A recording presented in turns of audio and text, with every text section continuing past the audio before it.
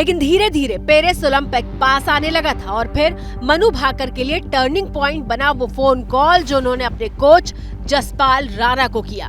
दरअसल मनु भाकर 1 साल के भीतर 4 कोच के साथ प्रैक्टिस कर चुकी थी और उन्हें इस बात का एहसास हो चुका था कि कामयाबी के आसमान तक उन्हें जसपाल राणा ही ले जा सकते हैं। हालांकि मनु भाकर ने फोन 2 साल बाद किया था, लेकिन जसपाल राणा ने फोन उठाया और बिना पुरानी बातों को दोहराए दोनों ने पेरिस ओलंपिक के लक्ष्य को भेदने के लिए दिन रात मेहनत शुरू कर दी।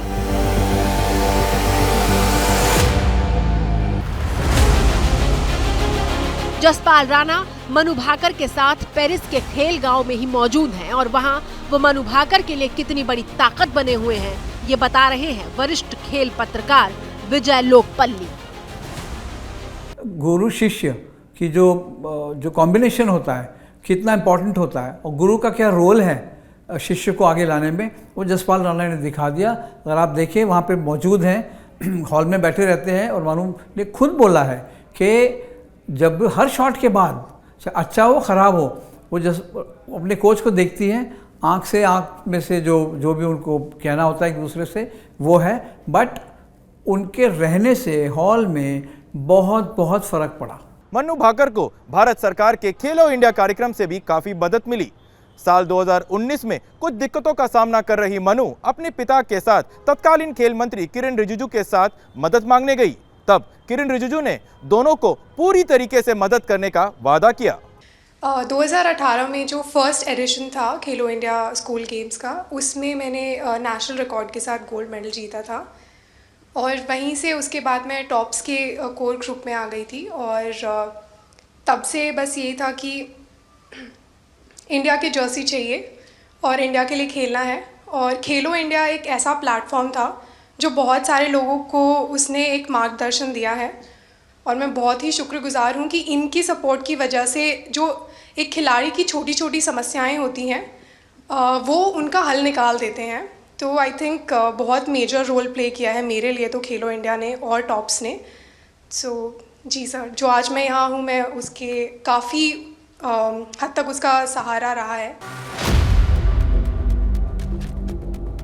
शूटिंग के मुकाबले में लक्ष्य पर निशाना साधना इतना आसान नहीं होता। आपको अपनी हर सांस पर संयम रखना होता है। एक तेज सांस आपके हाथ का संतुलन बिगाड़ सकती है और जैसे ही हाथ कांपेगा निशाना चूक जाएगा। खाली हाथ को 1 मिनट तक सीध में रखना तक मुश्किल होता है और एयर पिस्टल जिसमें कोई सपोर्ट नहीं होता, जिसका अपना वजन होता है, उसके साथ हाथ को संभाले रखना किसी चुनौती से कम नहीं होता। आपका मेंटल स्ट्रेंथ जो बोलते हैं ना वही समझ में आता है। देखिए आपको फिजिकली लोगों को गलतफहमी है कि शूटिंग में फिजिकल स्ट्रेंथ नहीं चाहिए, फिटनेस नहीं चाहिए, बिल्कुल चाहिए। आप खड़े हैं, आप खड़े होकर शूट कर रहे हैं, आपके पैर आपके स्थिर होने चाहिए, आपका हाथ अगर आप खास करके कोई चाहे एयर राइफल हो चाहे पिस्टल हो वो आपका बिल्कुल स्टेडी रहना पड़ेगा और फिर आपको अपने सांस पे कंट्रोल रखना है क्योंकि ये कंट्रोल बहुत ज़रूरी है। आपको बॉडी को आपके शेप में रखता है और जहाँ तक मनु की बात है उनका मेंटल स्ट्रेंथ तो बहुत स्ट्रांग है। मनु भाकर कहती हैं कि यहाँ तक पहुँचने के लिए वो गीता के सार का अनुसरण करती हैं कि कर्म करते जाओ और फल की चिंता मत करो। तो बस अच्छे कर्म करते जाओ और बस मत सोचो कि आपको क्या मिल रहा है क्या नहीं मिल रहा है। जो आपका है वो आप तक ज़रूर आ जाएगा।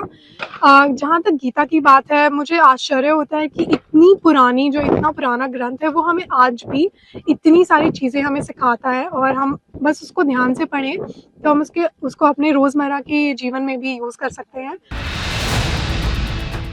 और इसकी मिसाल देखिए, इतनी कड़ी मेहनत के बावजूद जब पेरिस ओलंपिक में मनु भाकर का पहला शॉट खराब लगा तो वो जरा भी विचलित नहीं हुई। एकाग्रचित होकर कोशिश जारी रखी। मनु भाकर के साथ सरबजोत भी उतने ही फोकस थे और दोनों ने मिलकर कमाल कर दिया। सिर्फ 14 साल की उम्र में मनु भाकर ने शूटर बनने का फैसला किया था। हरियाणा का झज्जर, जहां से मुक्केबाज और पहलवान निकलते हैं, वहां मनु ने शूटिंग का सपना देखा था और मनु के कहने पर 1 हफ्ते के भीतर पिता ने प्रैक्टिस के लिए पिस्टल तक लाकर दी थी। और लिखा गया है, जब हौसला बना लिया ऊंची उड़ान का फिर देखना फिजूल है कद आसमान का। और अभी मनु भाकर के नाम पर जश्न मनाने के मौके खत्म नहीं हुए हैं। अभी पेरिस ओलंपिक में मनु भाकर के पसंदीदा इवेंट 25 मीटर एयर पिस्टल मुकाबले की बारी है और इस मुकाबले में मनु से देश गोल्ड मेडल की उम्मीद लगा रहा है।